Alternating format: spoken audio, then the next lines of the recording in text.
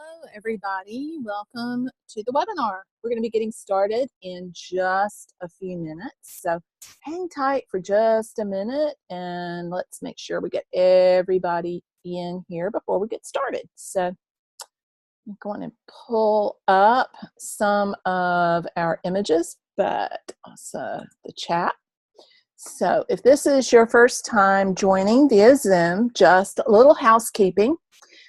Quick reminder that if you've got anything else streaming, be it Google Drive, Dropbox, Spotify, Netflix, Pandora, any of those streaming devices, turn them off now. Because if you have those running in the background while we're live streaming, you're liable to have a degraded experience. Either the sound or the picture can give when that's the case. So if you begin to have problems with the picture, if the picture breaks up, that is most likely, especially if you still got sound, that is most likely on your end, and it's due to not enough broadband available, not enough bandwidth available. So make sure you don't have anything else streaming and get as close to your Wi-Fi signal as possible. So don't be going and sitting on the back porch when your Wi-Fi router is in your living room. Get close to it so you don't drop the signal at all. If you've got a question that you know you want to ask at any point, go ahead and type it into the chat roll, because if you're like me, you're going to forget it 10 minutes into whatever else it is that we're talking about, and you'll remember it after we hang up. So type it into the chat roll immediately. As soon as you think of it, and when there's a chance to stop and start talking about the questions, I'll dive into those.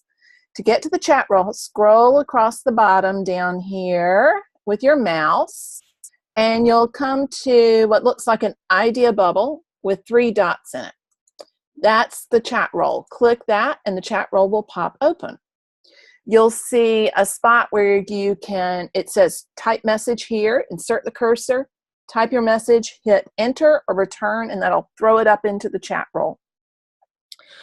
And remember that anything that goes up into the chat roll, we're all going to see, so that we can all share and ask questions and bounce ideas off of each other. Sorry, I'm losing my voice a little bit. We've been going all afternoon. So if you know you have a question you want to ask, again, go on and put it in there, and we'll come to questions at the end. I'm going to leave plenty of time to ask questions and back up and look at other examples. But I do want to go ahead and dive on in. So let me share the screen. First, let me check and see who all's here before I start running off over there. And let's just see. Oh, we've got Carol and Christine and Eleanor and Mike and Robin and Susan. And excellent, great group. Glad to have y'all. So let's dive right on in. So here is... start up here with a Turner, and let me see if I can turn off some of these notes. I think that makes it a little bit easier, and I can make my layout thing go away. I meant to hide all of that stuff before we got started, and I did not do that. Sorry, y'all. Let me turn off the inspector.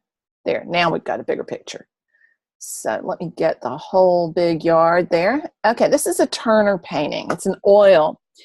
So the reason that I was looking at Turner and Constable when we talked about the challenge is that they are known for their depiction of the sky being as important to their paintings as the landscape.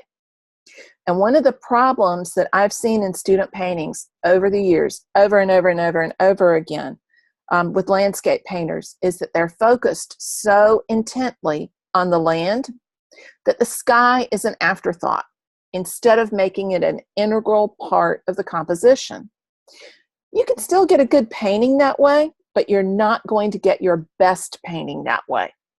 So I really want you to think about diving in and considering the sky as being as important as the landscape, or in this case, the seascape. I hate the way Keynote sticks those boxes in behind. It's distracting. I get rid of them. So think about the sky as being a skyscape, as important as the seascape or the landscape. It can reinforce the composition of the landscape below, highlight it, and set it off, as it does in this Turner painting. Here, Turner's exploring one of his absolute favorite themes, one that he went back to over and over again. A ship buffeted on the ocean in the midst of a storm.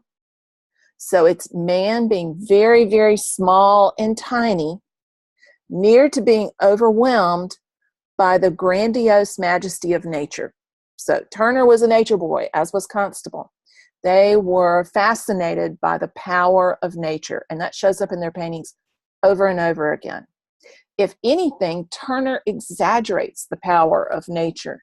So when I start talking about the factors you need to think about in creating skyscapes and dealing with clouds that will make dynamic skyscapes, Turner turns it up just a notch so that it's a little bit larger than life.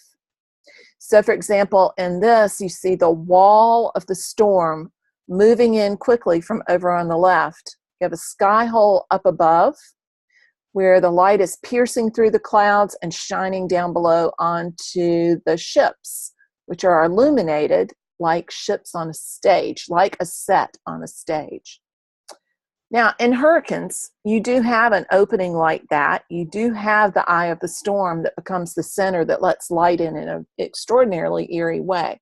But Turner's exaggerated it here to a great extent.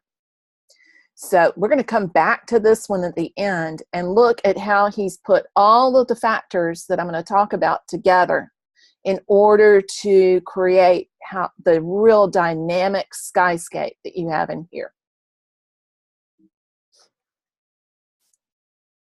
So the first factor that's key to exploring the sky as an integral part of your composition is observation. And I talked about this in the sort of mini training, pre-training I did last Tuesday. If you haven't seen that yet, go back to the resources and training topic and listen to that one, because it dives into more depth on what goes into observation, into what I call close observation, deep seeing. Because what both Turner and Constable had in common was something that was extraordinarily uncommon at their time. They spent a great deal of time outside in close observation of the natural world. They took their paints outside with them in a time before the paint tube was developed, although it was around for the latter part of Turner's career. In the early days when they were going outside, there were no paint tubes. So it was a highly unusual thing for people to do. They spent time in close observation with their sketchbooks in hand drawing and with their paints by their side. Turner predominantly with watercolor, Constable with oil studies. And these small studies that they did were 4x6, 6x8, small pieces on paper and on heavy stock card. So they're not painting on canvas, they're painting on paper. Things that could be prepped and taken outside, not heavy to carry. They didn't consider these small studies to be finished works of art. We do now, because we have a very different definition of art than they had at the time. But they considered them material to incorporate into their bigger paintings, like the first one that we saw at the beginning of the presentation. So it was a way for them to record their observations. They watched the movement of the clouds, and I would strongly recommend you do that too. I would spend time outside just watching, doing nothing else, not even with the sketchbook in hand. Watch the movement of the clouds. They're never still. They're always flowing, just like water does. Pay attention to the patterns that they create. Small individual clouds go into larger patterns or cloud bands. Pay attention to those. Learn them, and it'll become so much easier to paint them. Excuse me. So first off, in your observations, look for value patterns. And those of you who've had a painting class with me know that I emphasize that a lot. More than anything else, value patterns are crucial for painting. They're especially crucial in depicting clouds, mainly because we are so unused to looking for those value patterns. And our monkey mind overrides what our eyeballs see and substitutes white for clouds, dark for sky, which is not what we actually see most of the time. So first of all, I want you to look for the overall patterns of the big shapes, of the big dark to light values. Second, check your perceptions of the values. Turn off the monkey mind. So when your mind is telling you clouds are white, tell it to go sit in the corner, to go sit down and be quiet, because your monkey mind is not telling you the truth, as we're going to see in just a few minutes. Third, paint what you see, not what you know. In other words, let your observational skills take over. Don't let the monkey mind dictate. So in this painting by Constable, you can see the extraordinary pattern of clouds, large and small, that he's observed and captured here.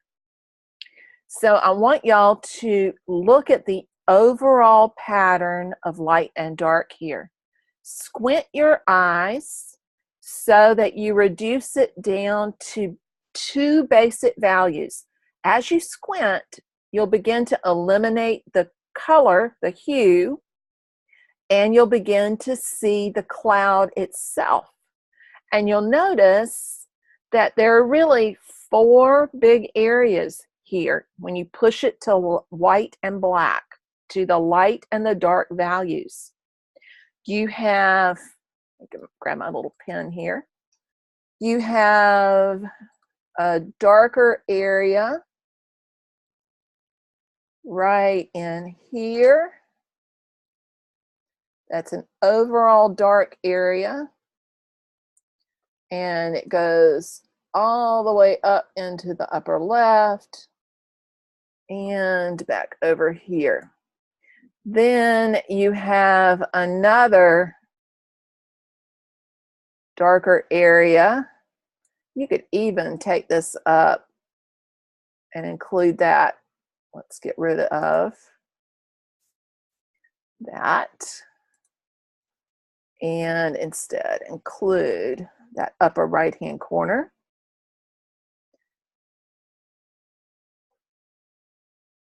Oops, going up too high there. And that bottom light area is really thin.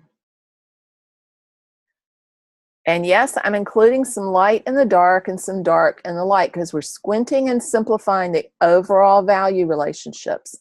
So here is dark, here is light, here is dark, and here is light. I also want you to notice that he's not splitting the light and the dark 50-50. Not at all. It's definitely not 50-50. If you squint your eyes and look at it, it's more dark than light. This is why I'm going back to that. Really check your values. Don't let your monkey mind take over. Just because they're clouds doesn't mean you count them as light. Some of these clouds are way darker right in here than middle gray. They count in the dark section. So there is a definite predominance of dark here. So he's creating a really strong composition, even though it's just a study. Get rid of all those little marky lines. But look for those patterns of light and dark.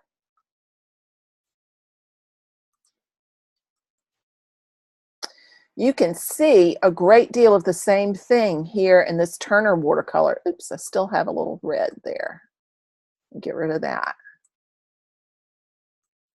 I love showing this Turner watercolor. This is a storm over the ocean, and even though it appears to be black, it's really not. It's various tints and shades of blue. Turner really was fond of an umber color that he would mix in to darken his colors. So He's got ultramarine blue here with what looks like, I'm pretty sure is umber mixed into it to darken. When you look at that sketch, there are really only 3 values there. You have a few little intermediary changes by color, but you really only have 3 values. You've got the very, very light part of the sky, the medium value in the sky, and the dark shadow and the storm of the sky. Same in the ocean. Something else, just as an aside that you might not have known, Turner very rarely left the white of the paper white before he got started. Both Turner and Constable worked wet in both watercolor and in oils. So Turner would flood the paper with color before he got started and pull color off. He would also frequently put on way more pigment than most contemporary watercolorists are comfortable in putting on. So he's pushing those value relationships really strongly. But look at how he has really analyzed those value patterns here to convey a strong sense of movement in the water and the clouds. So values are crucial to capturing that sense of the sky and movement that Turner and Constable had. Second thing to really focus on besides value patterns, movement and line.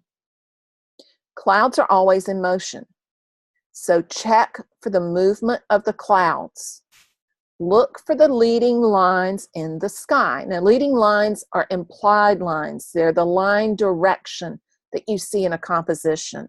And most people have heard of that term in conjunction with the land itself.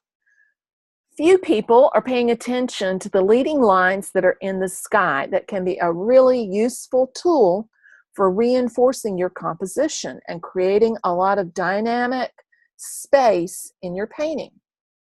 So this one by Constable is a great example.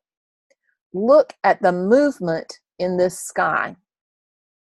One thing that both Turner and Constable did was that they used large tools. They used any tool that would make a mark that would get the effect they were after.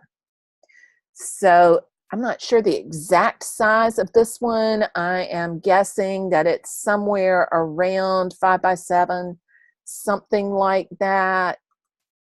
Darn keynote boxes. It's something like 5x7. That is not a T90 brush there. That brush is probably a 1 inch to between a 3/4 of an inch to a 1 inch brush that he's used to quickly block in the sky. Notice that he's using a lot of pigment, lots of contrast in value, and that he's letting the mark with the brush, or in the case of both of them, the knife at times, indicate the movement of the clouds. So they're really using the mark to help convey that sense of movement. Really, really fast, quick paintings. But they convey an incredible amount of information. You get the sense of light coming through the clouds from that strong shaft of white right there. And he actually does have white in here, even though I've said, don't put white in the clouds. That's actually white. He's got strong marks here that are blended black and gray that indicate where the rain is breaking over the ocean. Then he's done something that somebody asked me about during one of our class Q&As today. He's gone super dark in that cloud. So the question I got earlier today was about the value relationships in clouds. That this person felt like they were mixing colors too dark with too much contrast. Remember that you need to increase the contrast as you're painting from the photograph, because we look at photographs very closely. We look at paintings from 6 to 8 feet away. bump that contrast up. That's one of the things Constable was well aware of. So he is actually using a mixed black here, probably an ivory black or one mixed from blue and other colors, and a white. And he has created really strong contrast there. But again, notice the value patterns as well. So let's just block in quickly here. Let me get rid of these earlier arrows. Let's look at the line direction that he's created here, at the kind of movement he's indicating. So we have strong lines here that go down, that point the viewer's eye down. Then we have another line that goes here, another strong line, another downward line here. You have a little bit less strong curvilinear line here, but it's still a sweeping motion. Do y'all see that sweeping motion? You get the sense of the clouds moving there. So you want to capture that sweeping motion that the sky has. That's more important than individual little curly cues. Don't worry about individual little curly cues, not in the beginning. Get that movement and that motion down. It's doing the same thing with the water. Clouds flow and water flows. When you look at the water, it's got that glassy stillness that frequently happens right as a storm breaks. So the storm's further out over the ocean and it's moving in, and there's just a straight line over the water as it's closest to you, except for the waves are breaking. Out towards where the storm is breaking, you've got lots of little choppy lines that are indicating that the storm is there. So look at how he's using line direction and movement to direct your eye around the composition. Probably wouldn't be as interesting a painting without those cloud patterns up there. They are really the driving force over the entire painting. Of all my little marquees. You find the same thing in Turner's watercolors. As I said, he tended to flood his paintings with color before he even started blocking in the form. In some of them, you can see pencil outlines, but a lot of times he did not rely on a drawing before he got started. He'd make really quick little notations, at times nothing. He would dive in by flooding and wetting the whole paper, and then working quickly, wet and wet, with broad strokes of color, blocking in the big areas, pulling paint off and putting it back in. So right in here, we have another one of those strong lines that gives us an indication of the movement of moisture, of cloud, of air, of rain, of mist. There are a lot of other directional lines in here. And you get the feeling that the rain is just beginning to fall by that hard edge that's right there. You can see a shadow here that comes from the cloud pattern as much as it does from the other mountains present. He's not using black. He's not using white, particularly in this one, although he was not averse to using white in his watercolors at all. In a lot of them, to get the lighter areas, what he did was he would pull the paint off. Because he's working wet and wet, he could wipe the paint off with a rag. He could scrape the paint off with a rag or with another tool. He was well known for using a fingernail to scratch into paintings and to apply the highlights, to scrape out the highlights. This is too big a mark to be his fingernail, although I think there are a few back up in here that definitely could be. But he's playing off the mark and the direction to give you a feeling of the movement. He also used, on most occasions in his watercolors, he would use white gouache to go back in and you indicate the little highlights, to indicate the whitest parts of the painting. He also tended not to start on white paper. He would tone his watercolors first. Ironically, he did not tone his oils, but he did tone his watercolors. So he's frequently working from a very middle valued background and pulling color off. But again, you're seeing the movement indicated in the sky by the direction of the mark, and those lines and marks reinforce the composition in the landscape below.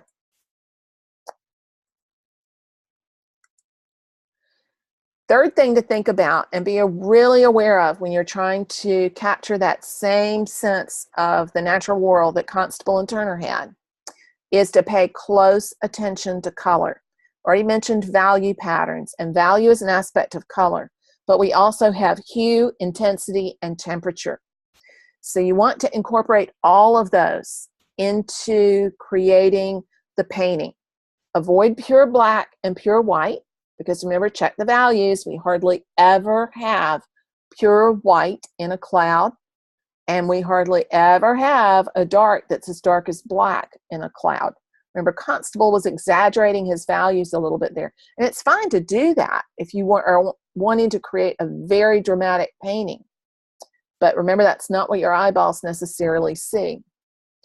Use warm and cool color contrast. So contrast slightly warmer light values to slightly cooler light values. So there's not so much a value change as a temperature change. That will add to the volume and the sense of space in the cloud patterns. Bump up the color contrast. Bump up the contrast in hue, value, intensity, and temperature. You do not look at a painting 6 inches from your nose. It is 6 to 8 feet away from your face, so make sure you give it space.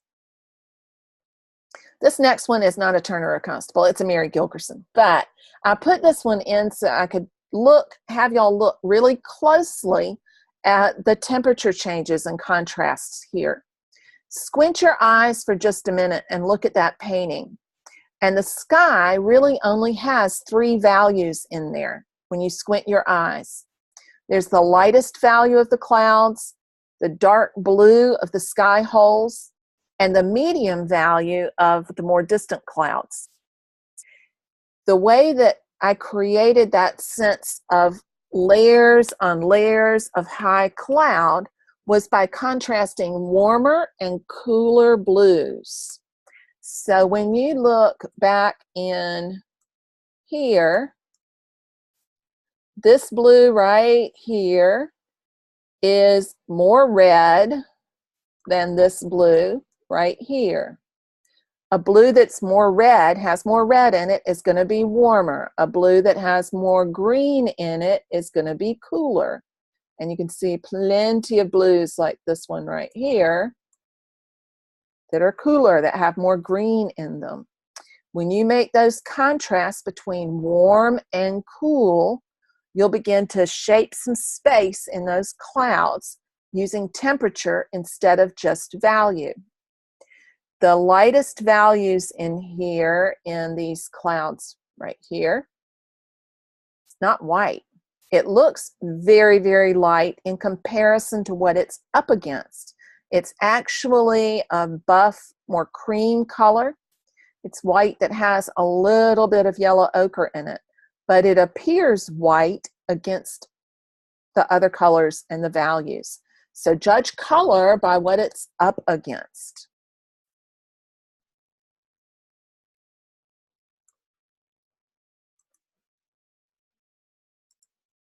Last thing I want you to think about and really, really concentrate on: form. Form is the 3-dimensional aspect of shape. It's the sense of 3-dimensional shapes. The basic geometric forms are spheres, cubes, and pyramids and cones. So think about 3-dimensional forms, not circles, triangles, and squares, but cubes, spheres, cones, pyramids, things like that.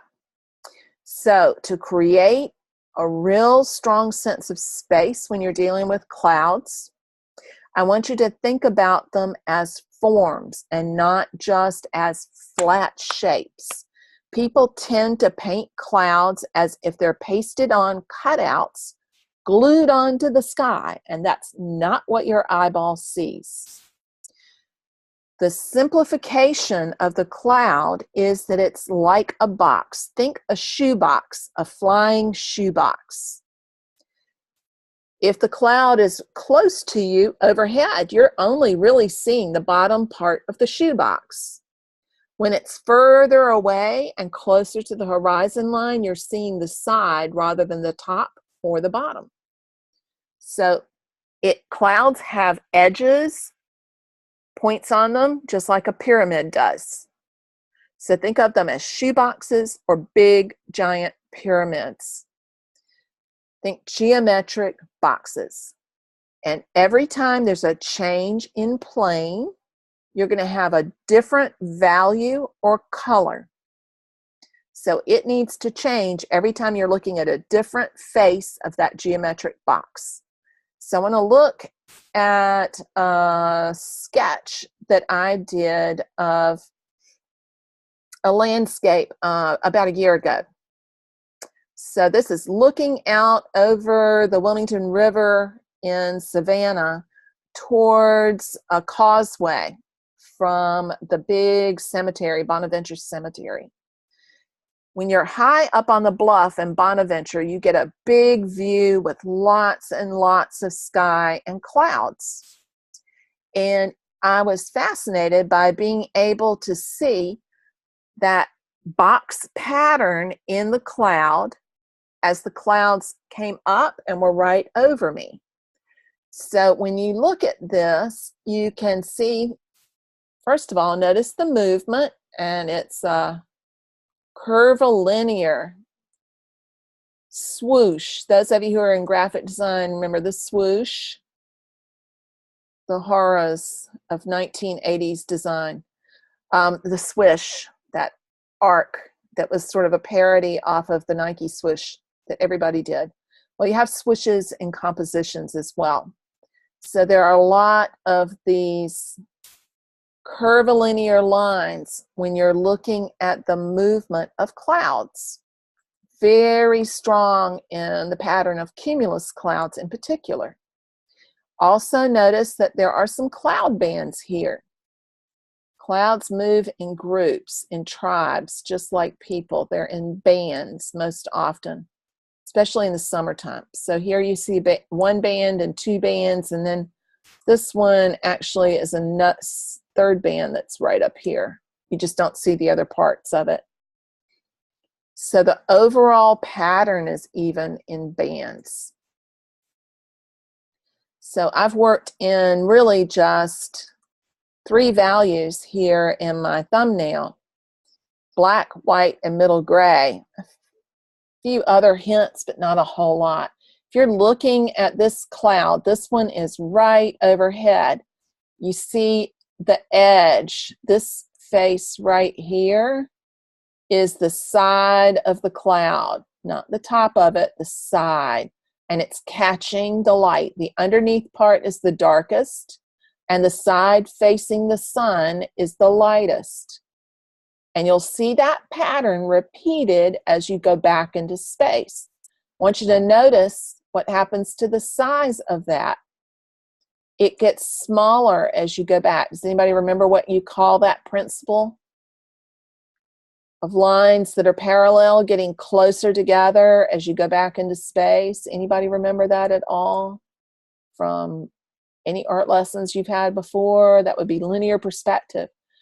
When you get to the furthest ones away, this is a very thin line. It's very, very thin. That's because the closer you get to the horizon, the less of that you're really seeing. So pay attention to the patterns that are created. Look at the overall changes in those planes. Yeah, Susan, I know a bunch of y'all have not had other art classes, and in some ways I am so glad, because it means that you haven't been messed up. You haven't been taught the wrong way. So linear perspective is a system for creating the illusion of space or depth based on the idea that lines that are parallel as they go back into space will get closer together. Lines that recede will also get closer together and come together as a point. Think railroad tracks. So the cloud pattern right there is like the ties between the railroad tracks, and it gets closer together as you go back. Draw what you see and not what you know, and you can capture those patterns. Now, I would not paint it with the edges as hard as this, but I've simplified it greatly to try to capture the value relationships that I saw there. So I want to stop for a minute and see what questions y'all have, because I have gone on for quite a while. Let me go back first before we finish there and go back up to that very first one. So I want to go back to what Turner has done here, and let's look at those things that we've talked about.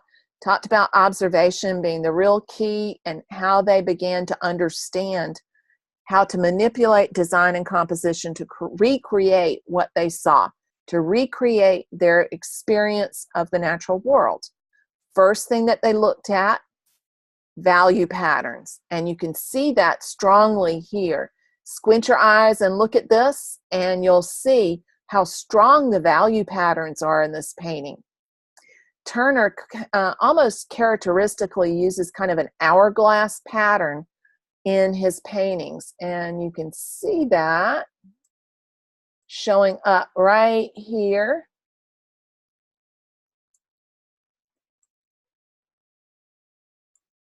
Kind of going back down like that, kind of like an hourglass. He uses that over and over and again in his paintings. So the dark dominates to a great extent in this painting. So he's using value patterns really strongly. Then think about how he's conveyed motion and movement. He's captured the overall overarching movement of both the water and the clouds. He's using leading lines in the sky as well as in the land or the sea. Then think about how he is using color. He's creating strong contrast in value, hue, intensity, and temperature. All four aspects of color. And then last but not least, you have a strong sense of form in Turner's paintings. When you look at his clouds, or at the ocean, or at the ships, there is a change in value every time a plane changes. So those clouds do not feel like cutouts that are glued onto a uniform background. Instead, they have form and mass. Look at this one right here. It's got a real dark area, dark in the sense compared to the rest right here. Gets lighter right there, and even lighter right here. That helps to create the turning planes on that cloud. If you simplified them and turned them into a box,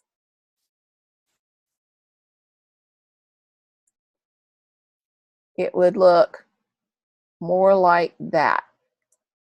So if you're having a hard time seeing the boxes that I'm talking about in clouds, what I would do is print out some of the photographs from the challenge that I gave y'all, the 6 that I gave y'all, print them out and draw the boxes on top of the printout so that you can see them. Draw them like I did just now. Simplify them as much as you can, make them as geometric as you can. Then you can begin to see those patterns. And you can begin to see how they're changing values to give you a sense of form there.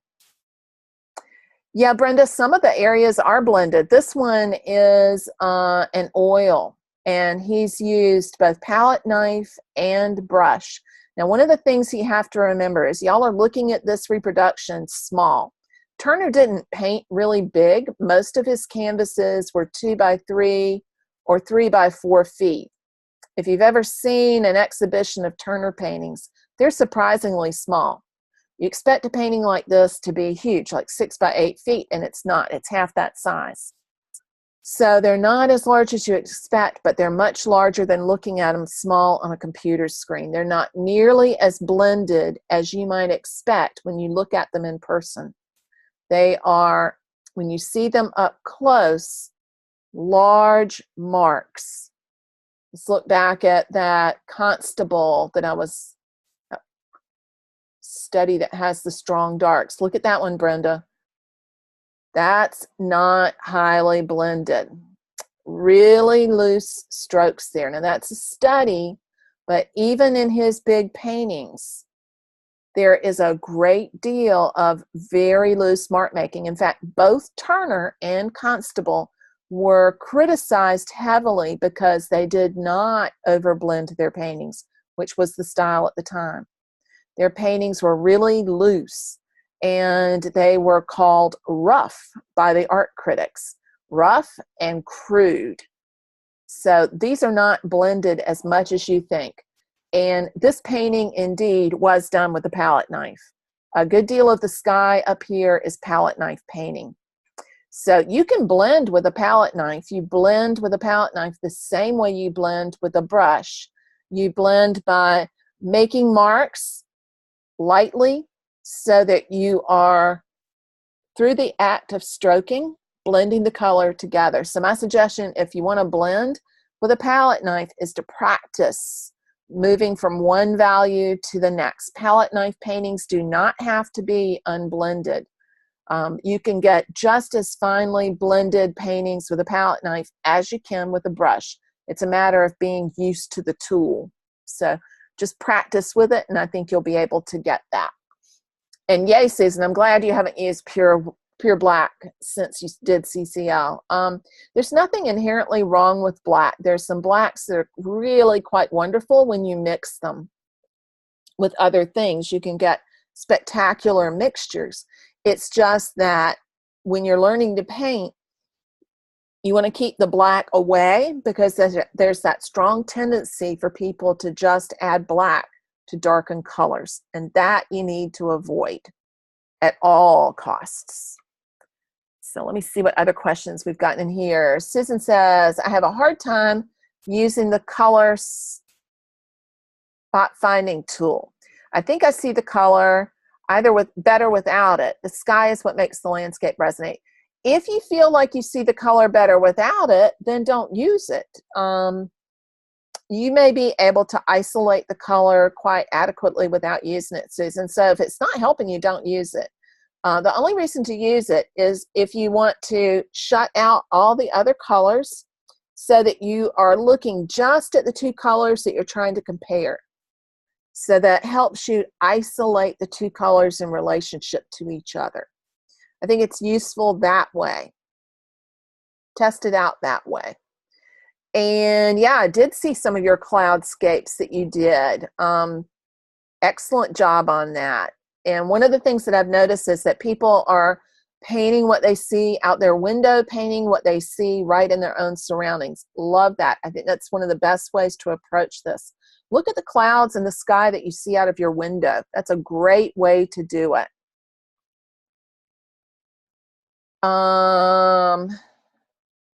Hey, Catherine, no problem if you're late.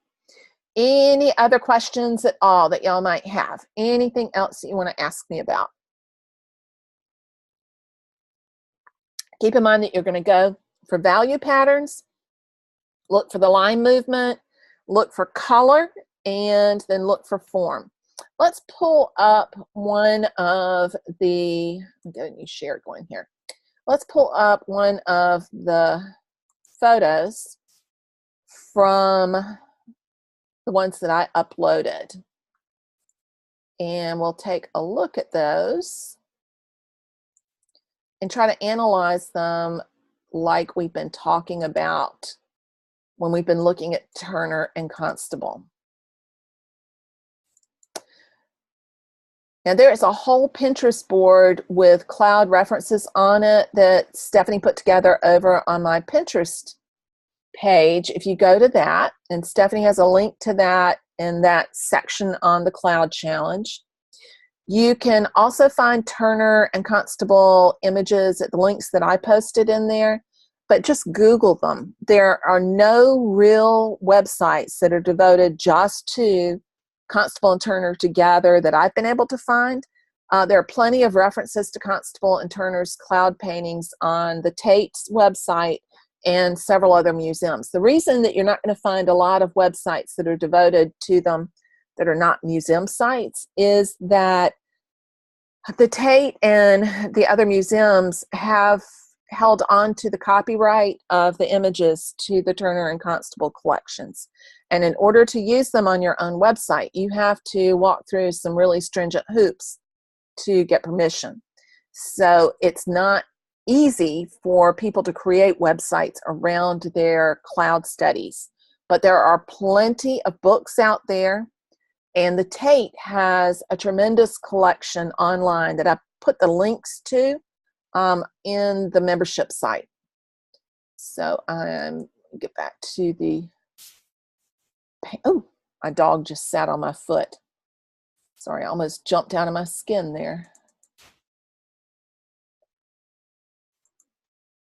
So I'm just going to aimlessly pick one and we'll see what happens. Okay. On this one, we are looking at clouds over the ocean. And let's make the window a little smaller. I guess I can't since I shared it. So looking at clouds over the ocean. And let's just look at this middle cloud right here. The bottom, this is in the middle ground. So we are seeing mainly the side of the cloud. We see a sliver right here of the bottom, because it's just slightly above the horizon line. So we're seeing just a little bit of the bottom. Then let's look at how this edge here works. So back over here, this side is in shadow. Over here, we have the face that's turned towards the sun. It's lighter, this is medium, this is dark. So we are seeing kind of a facet, it's almost like a six-sided thing here. This is a medium value. This side's turned further away towards the light, and this is dark. This section right here, this plane, corresponds and is parallel to this one. It's another medium section. Does everybody see that? So you're not able to see the very tip top of the cloud up here. It's hidden away. We're looking at the sides and a slight bit of the bottom. By the time we get down here, all you're looking at is the side. All you really are able to see is the side. Up here, we are looking at a whole lot more of the bottom. And then we have a good big chunk of cloud that is the front, that side face, about the same value as the medium there. This is very dark. So does everybody see how you break those clouds into patterns of values to create the form? So if I were blocking those in, I would block in the darker part, then put in the medium, and then the light on top of that in layers, so that I'm building up to get to more detail. Do the same thing if I was doing watercolor. I would block in the darks first, because I paint watercolor like Turner did. Flood it with color, flood it with water, paint wet and wet, pull out the lights, because there are no pure whites in the painting. it will appear almost white because of its being compared to the colors surrounding it. When you look at the color right here in this very light section, it's actually a light blue, blue-gray. It is not white. Even the ocean down here is not pure white, it's a cream. So don't feel like you have to, if you're working in watercolor, leave all of those whites on there. You do not have to do that. You can pull out and create the illusion of extreme light right there. You can actually get it almost back to pure white if you really wanted to. The other thing that I want to point out here in this one, and I think it's the only one of the ones that I put up there that really illustrates this to the same degree, is that look how many blues are in here. Look at how it changes from the top to the bottom and from the left to the right. Do you notice that it's darker at the top to lighter at the bottom? And that if you looked at the parallel sides, left to right, it gets lighter quicker over here. Well, that is because the sun is shining on it. So the light is illuminating that area and it's darker over here. So it changes from top to bottom and left to right. And when you're looking at the whole range of blues in here, notice it goes from a dull light blue, blue-green, greeny, really green blue, up to blue to the periwinkle blue to cobalt blue. So you have at any given moment at least 12 to 18 blues in the sky if you've got a big blue sky. So if you don't have a whole lot of clouds right now and you still want to focus on skyscapes, don't give up. Look at the differences that you see in the blues. Paint the blues to be as interesting as the landscape below. The more you look, the more differences you will see. So the more you look, the more you see. The more you see, the deeper you'll see. The goal is deep observation. Can y'all see what that is right over there? You see the little moon right there? Did you notice that before? Again, the more you look, the more you're going to see. There are literally dozens of blues in there. So that painting could be made extremely interesting even without clouds, as long as you don't paint the blue in a flat, dull way. Susan says, you want to ask me about, I'm going to the beach. Oh, I see what you're saying. You're going to the beach the first couple of weeks of September. Good. You're going to see tons of clouds then. That's a perfect time to catch the clouds in the early fall. So if you didn't catch the early part of what we were talking about, watch the recording and you'll be able to find it and connect with it later. The recording will go up later tonight, first thing in the morning, and then you can catch up on what you missed in the early part. Susan says, I tried to do the Pinterest thing and I can't seem to connect. Know what I'm doing wrong. When you are trying to do the Pinterest thing, do you mean you're trying to pin to the group Pinterest board? Because to do that, you have to connect, go back to the directions that Stephanie put up there and follow them step by step. Because you have to be invited to the board and then you have to accept the invitation. Pinterest doesn't let you share just willy-nilly. You've kind of got to shake hands, put your hand on top of your head and shake hands again, and then shake hands a third time in order to be able to do it. And if you miss a step, you'll have a problem. Then you can pin to the board. So everybody can pin to the board, but you got to follow that step. That process that Stephanie outlined exactly step by step. So if you still have trouble with that, shoot Stephanie or me an email and we'll walk you through that. Catherine says, why doesn't that have light on it, the top one? Because that's a great question, Catherine. And let me move my marker tools over so that I can see that whole top part too. So she's talking about this one right here.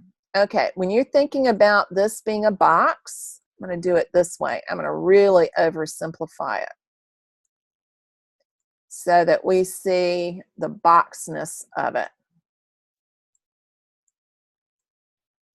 There's our shoebox floating in space there. What we have up here is really a whole lot more like this part of the shoebox. There is white, a little tiny bit up here. You just can't see it, not much. But you're looking at the bottom of the cloud when it's that close to you and it's overhead. So you're seeing the bottom of the cloud, not the top. That's why it's not real light. It was eerie lighting anyway, but when you're looking at the bottom of it, that's what you're going to see. What makes it interesting and a little confusing at first too is that you've got very distant clouds here. These little trailers. These are not close. And they are very dark. They're very, very far away. And that's why you don't see a whole lot of different values on them. These other two that I blocked in are pretty close. So you're seeing up here, this side right here, and you see how middle valued that is? You're seeing that tilted up. So look at my hand here in the upper right-hand corner. So when the box is lower, you see just a little bit of the bottom and an angle. As it goes up above the horizon line, you're seeing more of the palm of my hand and the bottom of the box. That's why you're not going to see a whole lot of light on it. So pay really a close attention to the values that you see in there, not what your mind tells you, because your mind is frequently wrong. And there's a reason for that. The main reason is that your mind is hardwired to look for those patterns, but it's also hardwired to keep you safe and protected. So it makes very snap judgments based on what it's looked at and processes information in a subconscious way. And it's very, very literal. So you need to let your perception take over. Leilani, oh, that was the same question. The leftmost cloud, it's because it's really far away and it's fairly close to eye level. So it's way, way far away. Yes, Susan, I get you too. Susan says, yeah, I see that, but being able to do it is the challenge. It's only going to take practice. And one of the things that you might want to do is when you're working from the photograph, turn the photograph upside down, and that makes it easier to see the value patterns and to see those relationships rather than the thingness of what you're looking at. And Brenda, yeah, I would put in a lot of those tiny clouds, but I would not do it with a tiny little brush or a tiny little knife. I would be using my great big old knife and letting it skip quickly to do it. So yeah, I put in little clouds too. And if you look back at the one that I did that I showed y'all earlier, the summer morning, there are little clouds in there too. But I know that if I hold the knife at a certain angle and pull quickly, it's going to skip over the paint underneath and create little tiny clouds. It'll imply little tiny clouds. So I don't put them all in, but I put a lot in. Put in the ones that improve the composition, because it's all about the painting, not duplicating the photograph.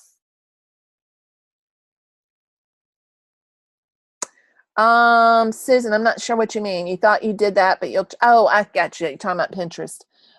Try it one more time, and then we'll see if we can't make that work. it can be a little hard when you're trying something new, and Pinterest can be a little bit of a butt at times. So let me go back and share the keynote again so that we can look at what I was talking about with the little clouds there. So when you're looking at this one, you see these little clouds, the little bits and pieces in here, and little bits over here, and little bits over here, and up in here. Now, I'm not holding a little tiny tool and making little dots to indicate those. I'm letting the knife skip over and get caught on the paint underneath so that it creates those little marks. And a lot of that happens just from knowing how paint moves and the viscosity of it works when you're painting. So it works better when you're working wet and wet. It's hard to do that if you're not working wet and wet. But that's exactly what I meant by the little bits of it. Any other questions? We've got another minute or two. And whoever voted for the Constable Turner Cloud Challenge, I have to thank y'all, because I got inspired by the suggestion, the idea to do my own daily painting project again. I haven't done one in a while. So I've been having fun doing that as well. So thank y'all for pushing me back into doing a project that way. I've been painting almost every day, but I haven't done a daily painting project itself in a while. So it's been fun to dive back into that. And looking at Turner and Constable has been a great rabbit hole to go down.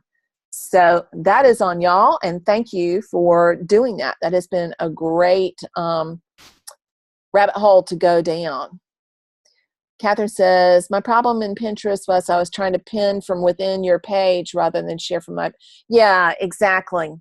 If you're trying to pin, and that may be what you're having trouble with, Susan, you've got to pin from your page to my page. So you can't pin, you can't share one of my pins to that board. You have to share one of your pins. So make sure you're doing one of your own pins there. So I'm going to give y'all a chance to type any last questions in there and grab a sip of water.